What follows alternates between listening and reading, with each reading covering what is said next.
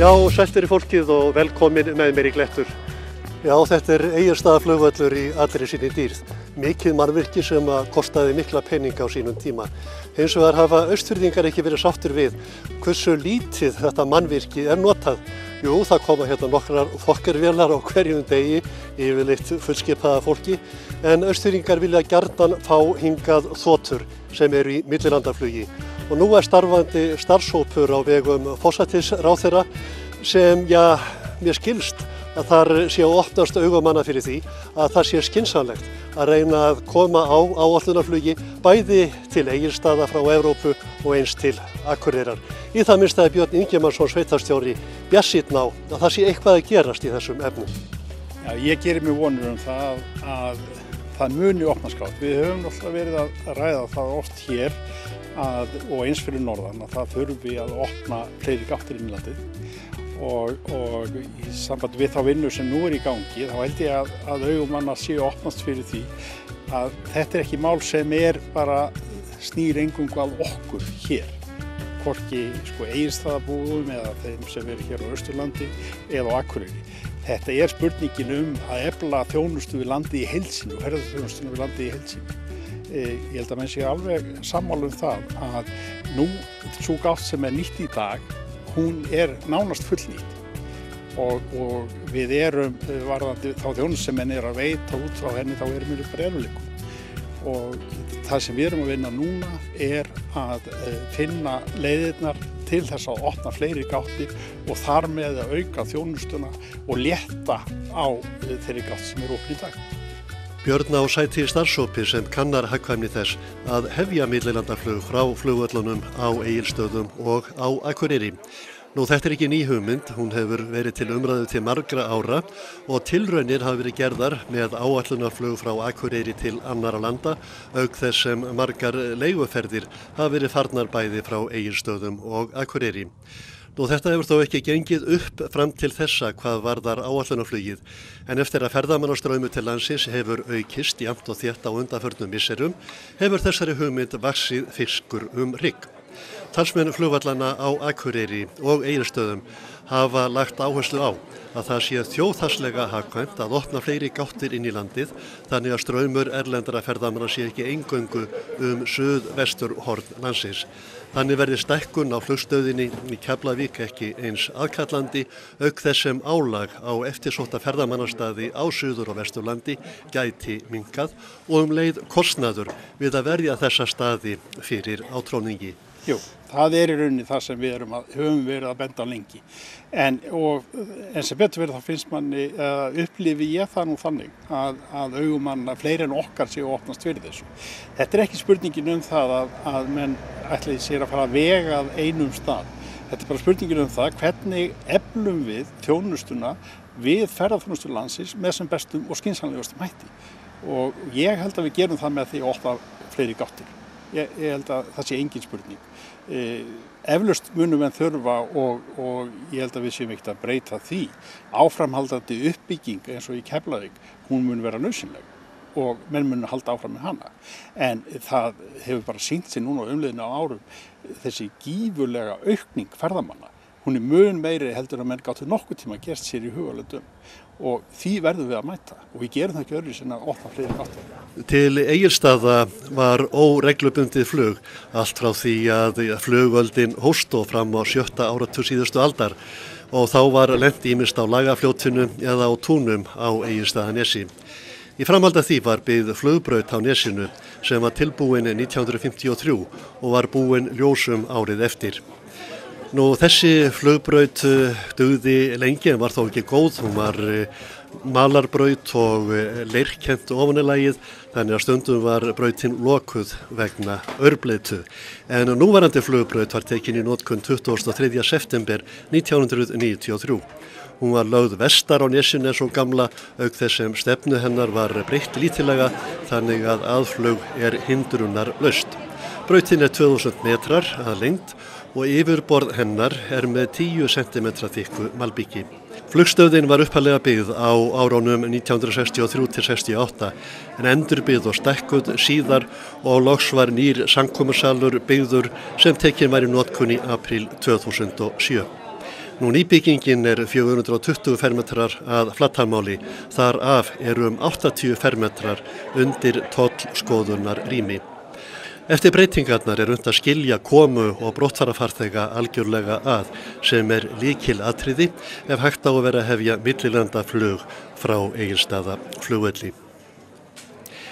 Í skýrslu sem unnin hefur verið fyrir starfshópinn sem forsætisráðherra sett á laggirnar kemur fram að tekjuaukning ríkissjóðs af stuðningi við millilandaflugum Akureyri og Egilsstaði gæti numið allt að 1,3 milljarði króna á ári.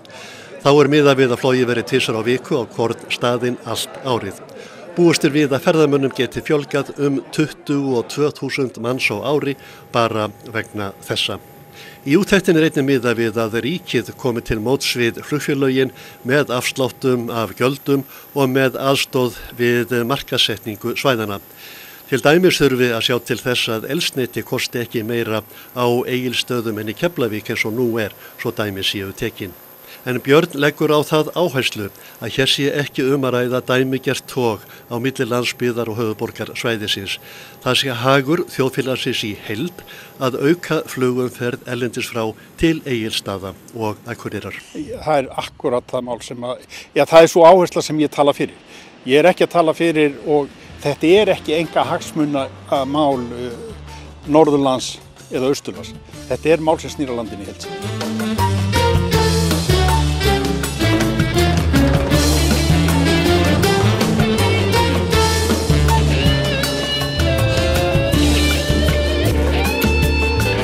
Við sögðum frá undirbúningi að fjórðungsmóti hestamanna í Stekkhólma í síðasta glettuþætti. Nú mótið fór síðan fram síðustu helgi eins og tilstóð og þótti takast einstaklega vel. Mótið tókst mjög vel. Það voru góð hross á svæðinu, mjög góð hross á svæðinu, bæði kynbótarhross og gæðingar. Krakkarnir voru flottir, bæði börnin, unglingarnir og ungmennin. Ungmennaflokkurinn sennilega eitt svo sterkasti sem að fólk mann eftir bæði hér slóðir og einstöluðu dómararnir það að ungmennaflokkurinn hafi verið alveg einstaklega sterkur. Það var mikil stemning bæði föstudags og laugardagskvöld og flestir sáttir sem fóru heim.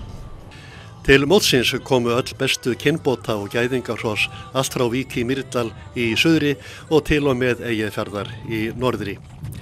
Helstu úrslit á mótinu urðu þau að efst í 7 vetra flokki hryssna var Edda frá Egilsstaðabæ með 8,55 í aðalengun, þar af 8,81 fyrir hæfileika. Efst í flokki 6 vetra hryssna var Bylgja frá Sauðárkróki með 8,47 í aðalengun, þar af 8,83 fyrir hæfileikana. Við reiknum með 600-700 manns og það svona ásættanlegt, það aðeins minna en við bjuggumst við en það var frekar kalt alla helgina og Íslandsmótið hafði talsvert neikvæð áhrif á okkur. Það byrjaði núna á morgun og það hafði talsvert neikvæð áhrif á okkur og ýmislegt fleiri sem spilaði inn í en mótið stóð undir sér og það var það fyrir öll. Orðið erfitt að fá fólk til að sækja svona mót heldur en hefur verið áður? Ég veit það ekki, þetta fyrsta skipti sem ég held svona mót en menn tala það að samkeppnin áhorfendur sé orðin meiri og eins bara dýrt að koma á hestamannamót. Það dýrt að keyra 400 km mót og vera í 4 daga og keyra 400 km heim. Miðaverðið yfirleitt minnsti þátturinn í því. Það dýrt að vera í útilegu og fólk velur meira hvað það fer á og margir sem völdu að koma til okkar og við erum þakklátt fyrir það. Nú sigurvegarar í B-flokki gæðinga urðu Klerkur frá Bjarnanesi og Kári Steinsson með risaengun upp á 8,96 eftir harða keppni við Kötlu frá Ketilsstöðum og Berg Jónsson sem fengu 8,91 í engun. Sigurvegari í A-flokki gæðinga var Sif frá Syðstufossum og Bjarney Una Unnsteinsdóttir með 8,71 í aðalengun. Aðeins munaði brotum á þeim og Binni frá Björgun og Kára Steinsinni sem komu út með 8,70 í aðalengun. Staðan á hestamennskunni hérna góð. Við komum vel út í samanburði við önnur félög á þessu móti. Það var engin afgangur af því. Við áttum hross sem voru þannig í efstu sætum í kynbótarhrossum og við áttum í efstu sætunum í gæðingarhlutunum og allt hvað eina, þannig að við komum vel út í samanburðinum og nú bara að reyna að virkja þennan mátt sem að myndaðist í kringum þetta mót og gera eitthvað gott úr hestamennskunni. Nú sigurvegari sterkasta ungmennaflokks sem menn muna í fjórðungnum var Fanney Viðarsdóttir á vænting frá Hrafnagili með 8,69 í aðlengun en aðeins munaði einum punkti á henni og Þóru Höskuldsdóttur sem satt huldar frá Samstöðum með 8,68. Agnar Ingi Rúnarsson vann unglingalflokkinn á seiglu frá Gunnarsstöðum með 8,42 í aðalengun og Kristján Árni Birgisson á séns frá Bringu var sigurvegari í barnaflokki með 8,84. Nú Bergur Jónsson og Kristján Árni Birgisson voru heiðraðir að félagi tamningamanna fyrir fallega og prúðmannlega reiðmennsku á mótinu. Stekkholmssvæðið mjög gott. Það svakalega vel til þess fallið að halda svona stærri mót og það svakalega vel til þess fallið að stunda útreiðar. Þannig líka reiðhöll sem hjálpar mikið fyrir æskulýðsstarfið okkar á veturnar og hjálpar okkur mikið bara með allt starf á veturnar. Bæði mót og æskulýðsstarf og svæðið sem heild svakalega gott og eitt af besta á landinu leyfir mér að fullyrða. Á mótinu sjálfur reiknaði með að það veri svona 50 til 70 sjálfboðaliðar í það heila. Sumir unnu 2-6 tíma vaktir og aðrir unnu meira. Það hafi verið sennilega svona 15 til 20 mann sem voru þarna að frá 8 á mótnana til 12 á kvöldin. Þannig að það var mikill samtakamáttur í hestamönnum á þessu móti og í kringum þetta mót og ég kann þeim bestu þakkir fyrir sem að hjálpa okkur við að gera þetta veruleika. Fjórðungsmót Austurlands haldið hérna á Fljótsdalshéraði á 8 ára fresti. Það er svona hefðin. Ég hef svolítið verið að kalla eftir svona heildarendurskoðun á þessu mótahaldi. Það er sorglegt að svæði eins og við erum með á Stekkholm nýtist bara 8 ára fresti. Og það væri gaman að reyna í samstarfi við Hornfirðinga að gera eitthvað góð mót á 2 ára fresti eða eitthvað slíkt. En við þurfum þá að passa það að þau standi undir sér og félögum beri ekki mikinn kostnað af þeim. Og formaður Landssambands hestamanna vann á þarna með okkur á svæðinu og við áttum gott spjall það hvernig væri hægt að mynda svona framtíðarsýn í þessu og það er bara vinna sem að Landssambandið þarf að fara í og mínu viti að leggja af stað í og vonandi verður það hestamennskunni til bóta á öllu landinu, ekki bara hérna á Austurlandi. Þetta er svona landsbyggðin á undir högg að sækja þetta útrúlega með virðast í hestamennsku og þá bara spilna við fótum og gera eitthvað gott úr því.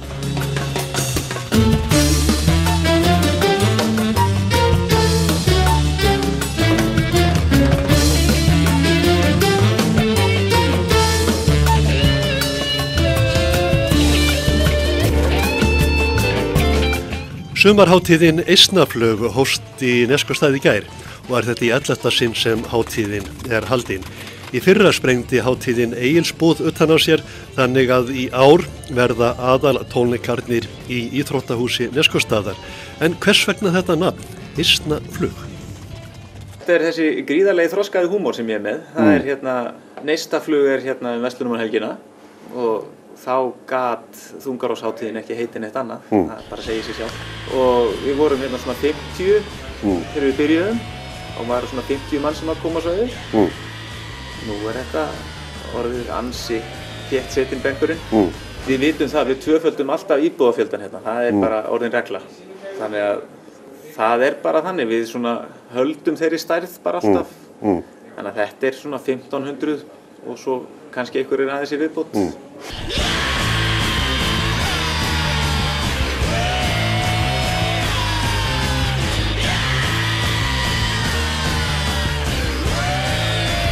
Er þetta ekki svona eins konar bindindishátíð?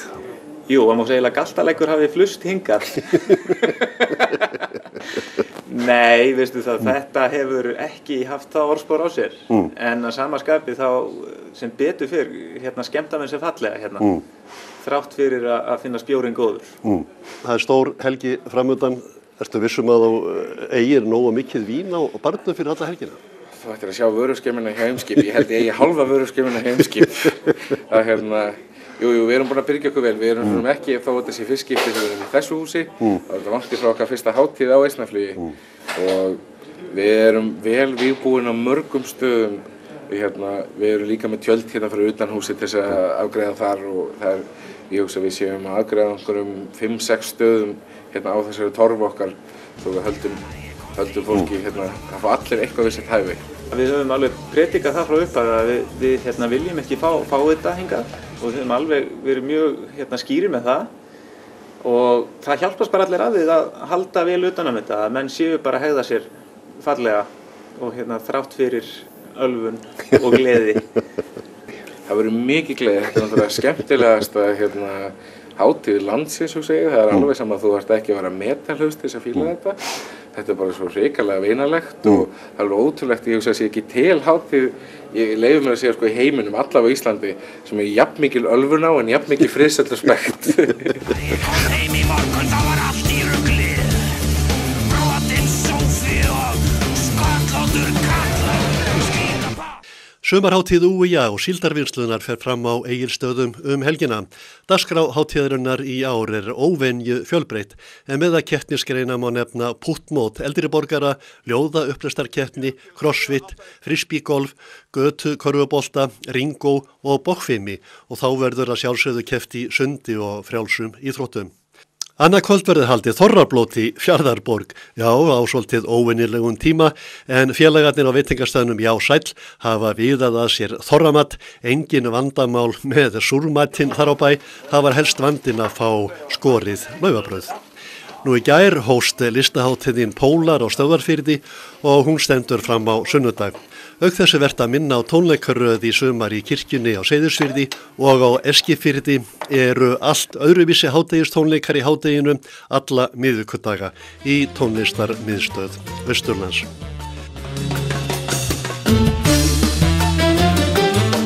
Nú það þarf ekki að taka það fram að mjói fjörður er mjór og langur eins og nafnið bendir til.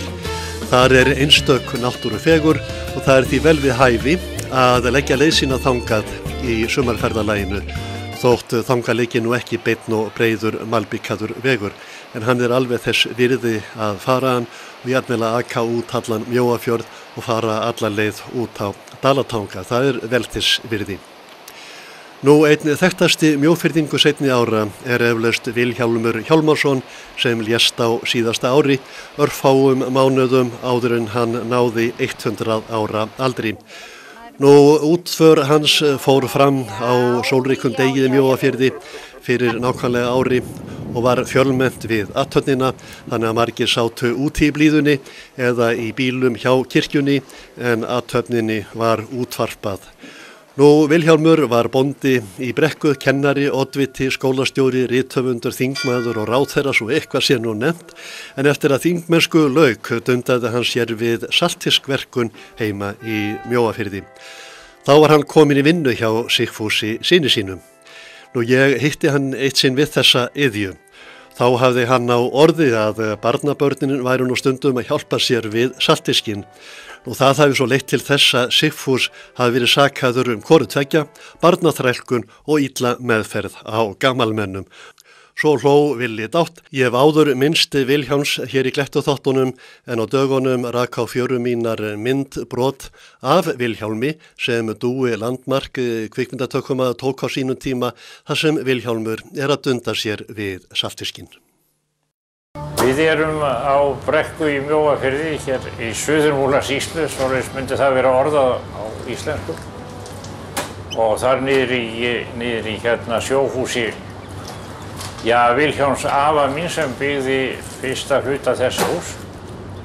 Ég var við fiskverkum þegar ég var strákur, svona fram undir 30, að ég var 30 ára.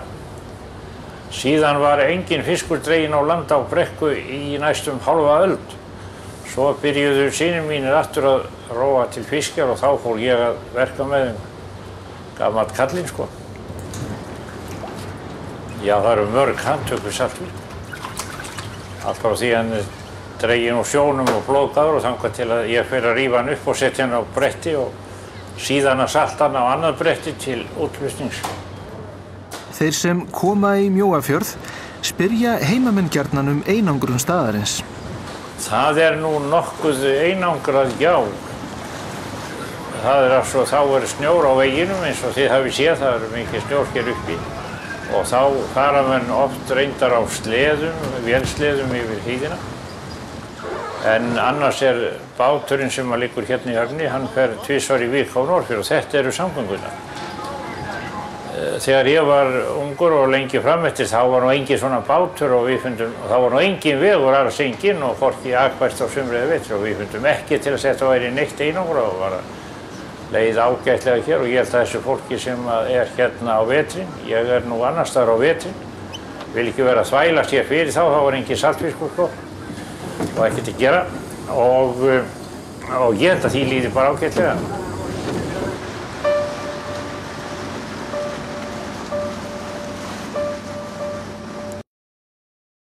En það var ekki bara saltfiskur sem Villi Brekku dundaði sér við á efri árum. Hann skrifaði einar 26 bækur sem hafa að geyma mikinn fróðleik Austurland, sérstaklega þó mannlíf í Mjóafirði og nærsveitum á fyrri hluta síðustu aldar. Ég búinn að lifa svo margar aldir, til dæmis í búskapalegu tilliti. Fyrst var búið bara með orf og hrífur og reku og gaffal. En núna gengur lífið þannig fyrir sig hér á sumrin að menn eru í fiskinum og svo rokið til og heyja handa skepnunum. Og svo eru hér þó nokkuð mikið ferðamenn og þetta sama fólki sem verður að gera þetta allt saman því hér ekki nema 30 manns, ef allt talið, krakkar og kellingar og kallar og allt saman. Vilhjálmur var fyrst kosinn á þing 1949 en síðan var hann menntamálaráðherra á árunum 1974 til 78. Það var gaman að kynnast Vilhjálmi sem hélt fullri andlegri reisn til síðasta dags. Hann var hafsjóra fróðleik og þótt pólitískur væri var hann öfgalaus og átti gott með samskipti við fólk úr öllum flokkum með mismunandi skoðanir. Og það var oftast stutt í húmórin þegar rætt var við Villa í Brekku. Það svo margt að minnast á frá morgni æsku ljósum vorið ló við barnsins brá og bjó sig skart af rósum.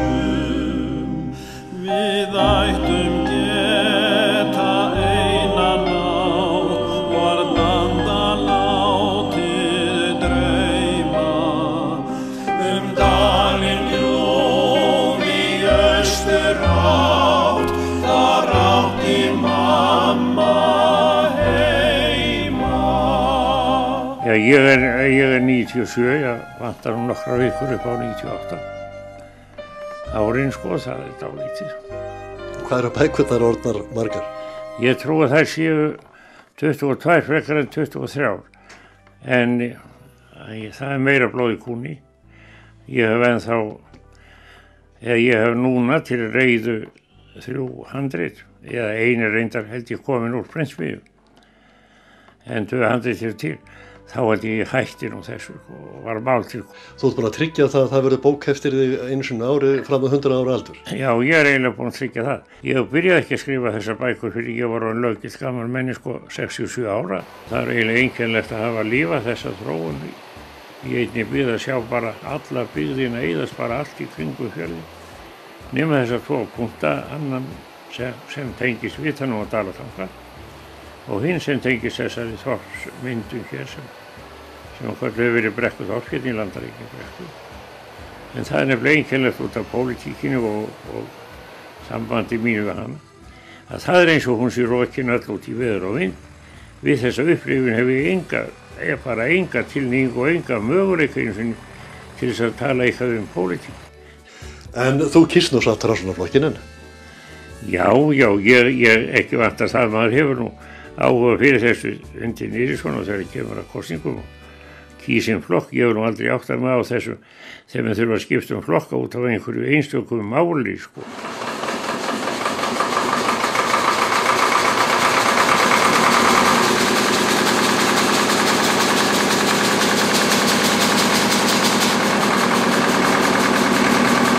Í fyrrasumar hitti ég Vilhjálm við Dalatangavita þegar þokulúðurinn þar var látin blása eftir viðgerð en þá hafði hann þagað til margra ára.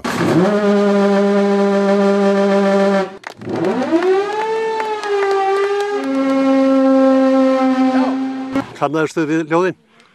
Já, ég var nú skelfingu lostin fyrst því að hann var svo hás og rámur þarna. Dalatangabóli, eða Grundarbóli sem við sögðum í gamla daga, því þá hér Dalatangi bílið hér þá Grund og hafði heitið það í 100 ár. Já, ég gladdist mjög þegar hljóðið var orðið eðlilegt í seinustu 3 mánuðum. Þú ert hress og kátur og sáttur við lífið og tilveruna? Já, ég get ekki annað náttúrulega þetta hefur. Og mér þetta bara oft í hug vísan sko. Gegnum lífið létt án vanda liðugt smóan, nennti síðast ekki að anda og þá dóa. Ég held að þetta eigi bara við mig. Blessuð sé minning Vilhjálms í Brekku. En þá voru þetta ekki lengra hjá okkur í dag. Við hittumst hér aftur að viku liðinni á sama tíma. Bless á vel.